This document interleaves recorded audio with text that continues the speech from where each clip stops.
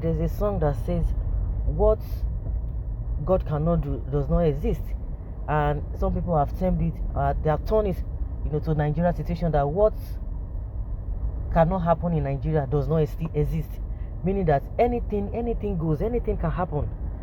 But if anything that cannot happen, that means that thing that it cannot really exist, because a lot of funny things happening in this country, and you begin to wonder that are we in a saner environment? Of course, your guess is as good as mine. Your answer, you should know what your answer will be. That some things that you will just be imagining, and you'll be wondering, can people really think like this?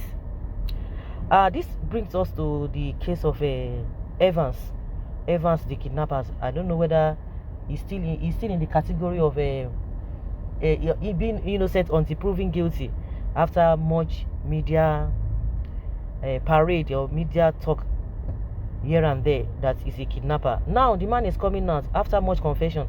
Some people will tell you that it was media trial they gave to him. Now Evans is saying that I'm not a kidnapper. I was forced into admitting being a kidnapper by the police, Evans tells judge. And the reason why he can say this thing is that the system we are operating, you see that our security agencies, instead of them to do investigation, by the time you do investigation, before you say you want to arrest somebody, and by the time you present all the evidence before the person will not be able to deny it, but they will arrest you. That is when the investigation will now start coming up, and that is what brings about all this denial. After how many years?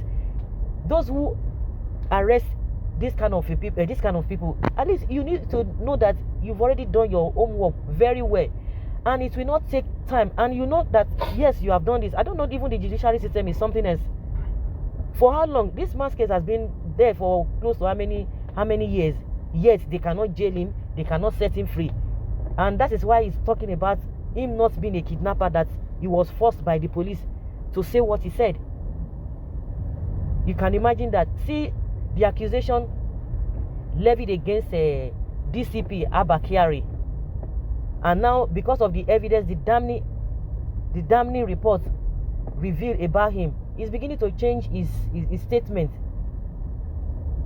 When it was reported that he had a relationship with a Hush Puppy, he just went on social media, on Facebook, and began to say all manner of things. Now he has changed his statement again, because they will not come and tell you that we want to arrest you. That is when investigation will come up. And for them, and a lot of people believe that a US system, before, or their security agencies, before they would tell or say that you have done something, know that they have done their own work, not the way we operate in Nigeria. And now he has seen that a lot of damning reports against him, and he cannot even deny it. Usually the presidency would have issued a statement, and like I said before, this is not the first time allegations are being levied against Abba Kyari, but they wave it off. But knowing fully well that it is coming from where it is coming from, even the presidency cannot even make a statement. As we speak, they can't even make a statement. The next thing, they just dismiss him. If the allegations had come from Nigeria, nothing will happen. They won't dismiss him. They will just say that Nigerians, once you shout, he will rest. So Evans is telling us, or telling the judge, that he's not a kidnapper, that he was forced to have made that statement, that he's a kidnapper. Wonder shall never end. Nigeria is just a funny country. This man kept a pharmacist in detention, and God released the pharmacist. The pharmacist is still alive. Those he has kidnapped that paid ransom and were released are still alive, and we keep dragging this case for long. Why is account not frozen? But you will freeze account of youth who want their country to be run well.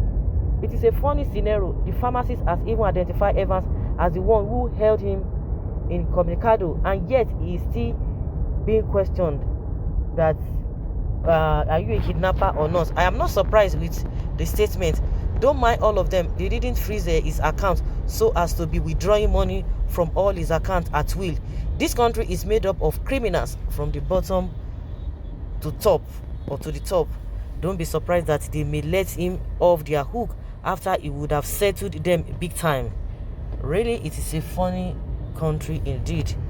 That is Nigeria for you, which is not supposed to be. For how long are we going to continue with this impunity? and the people at the helm of affair are not even helping matter. They are even worse. They are even worse. They are even worse than all these people. If you are a parent and you don't even have a system in place, what are you going to be training your children with? What are you going to be telling them? Or you're going to be telling them something and you're doing something different. And that is the situation of Nigeria system that we have now. That is the situation we are in. Very, very unfortunate system that we are operating. Very, very unfortunate. Yes, from his account, he said here that denied having any previous knowledge of the identity of his co-defendants who were paraded as members of his kidnapped syndicate. He said, proud to being arrested by the authorities, he had never met any of them. Those who they arrested at the end of the day that said they've been working together. Now Evans said he has never met them. And in his recent appearance before a judge on Tuesday, Evans said he's not guilty of the 2-count charge of conspiracy and kidnapping brought against him by his co-defendants. He denied all the allegations levied against him by the Lagos state government, insisting he was a legitimate businessman who deals on ornaments and holics. Evans and the people who were paraded as members of his kidnap syndicate were accused of kidnapping one Mr. Dunu in Lagos, after which the sum of 223,000 euros was allegedly collected from his family as ransom.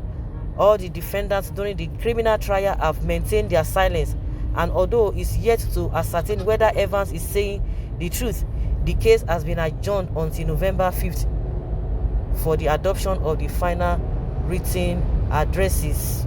Yeah, let's see how the judge or the court will go about this whole thing. He said he doesn't know all of those people. He doesn't even know what they are talking about, that he has been a businessman.